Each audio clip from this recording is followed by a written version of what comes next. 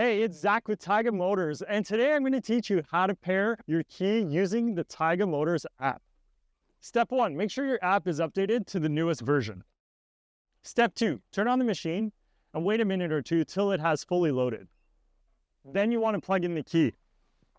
So for this next step, you want to stand close to the machine, within 3 to 5 feet, so the Bluetooth reaches the machine.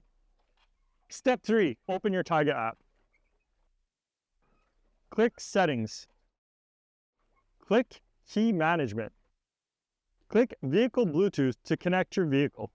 Click Pair Bluetooth. Hit Done, and the unknown key will appear. Press Pair. Once you see Paired in the corner, your new key is connected. If for any reason you have issues, click Help.